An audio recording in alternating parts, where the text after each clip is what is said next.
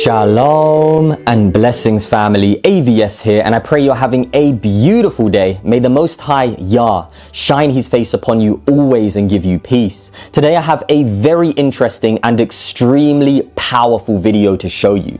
So stay tuned for that, because the video you're about to witness is not only beneficial for Christians who are seeking to grow in knowledge, wisdom and understanding, but it also addresses the questions that agnostics and those who claim to be atheists wrestle with. It clears up their confusion, addresses their questions, and removes all possibilities to argue from that position ever again. This is why it is so important to not only read your Bible, but study it. Enter into a relationship with the Creator, Yahweh, because there is one true God, and He is Yahweh, the God who is presented through the Bible, the true God who spoke to the prophets. I love you so much, family. Without any further ado, here is the video. I'm confused. Being philosophically consistent and being a very honest person, I'm sure you can tell me where God came from. And in addition, once you've told me where God comes from, please try to clarify how you can figure that a spiritual force can have an impact on a material universe to create it. I think that some years ago we already talked about that kind of thing in philosophical circles at any rate, by posing the question, if angels are made of spiritual matter and a pen is made of material matter and spiritual matter displaces no space, how many angels can dance on the tip of a pen? I have a sense of sort of reversal experience here, but please do, go ahead. You got 5 minutes. Now, I just want to know which question. That's all right, you may take the rest of the minute. We're supposed to do one question at a time. Which one would you like?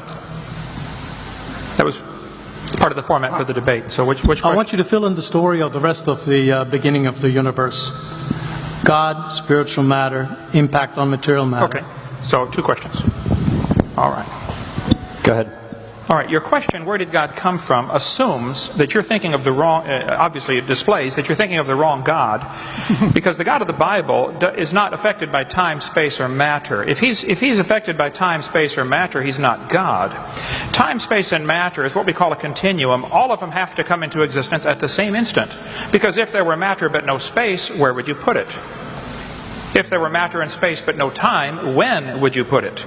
You cannot have time, space, or matter independently. They have to come into existence simultaneously. The Bible answers that in 10 words. In the beginning, there's time. God created the heaven, there's space, and the earth, there's matter. So you have time, space, matter, created a trinity of trinities there. Just, time is past, present, future. Space has length, width, height. Matter has solid, liquid, gas. You have a trinity of trinities created instantaneously. And the God who created them has to be outside of them.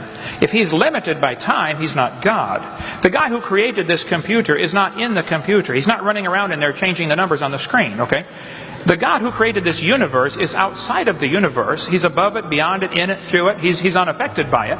So the concept that a spiritual force cannot have any effect on a material body, well then I guess you'd have to explain to me things like emotions and love and hatred and envy and jealousy and rationality. I mean, if your brain is just a random collection of chemicals that form by chance over billions of years, how on earth can you trust your own reasoning processes and the thoughts that you think? Okay, so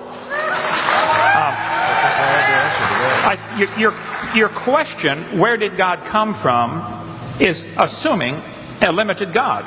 And that's your problem. The God that I worship is not limited by time, space, or matter. If I could fit the infinite God in my 3-pound brain, he would not be worth worshiping, that's for certain. So that's the God that I worship. Thank you.